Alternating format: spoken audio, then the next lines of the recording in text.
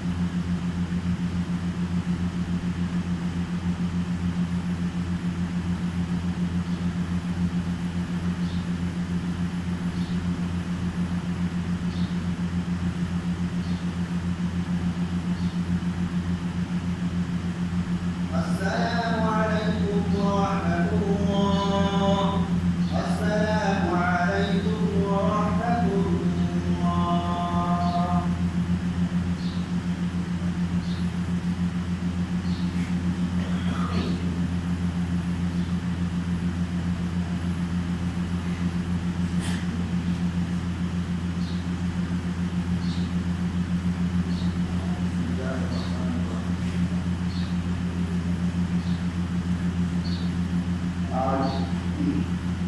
جمعے کا دن ہے اور جمعے کے دن اللہ کے رسول صلی اللہ علیہ وسلم نے ساری زندگی ساری حیات جمعے کے دن فجر کی نماز میں سورۃ سجدہ تلاوت کرنا ہے، اور ہمارا اکابرین کا بھی یہی عمل رہا ہے کہ جمعے کے دن تمام اکابرین فجر کی نماز میں سورۃ سجدہ تلاوت کیا کرتے تھے۔ حضرت علامہ شاہ کشمیری رحمۃ اللہ علیہ کے بارے میں آتا ہے کہ انہوں نے اپنی پوری ساری زندگی میں کبھی بھی ایسا جمعہ نہیں گزرا کہ جس جمعے کے اندر فجر کی نماز میں سورۃ سجدہ تلاوت نہ کی۔ یہ ہمارا اکابرین کا معمول بھی رہا، اور حدیث پاک کے اندر اللہ کے رسول صلی اللہ علیہ وسلم فجر کی نماز میں پہلی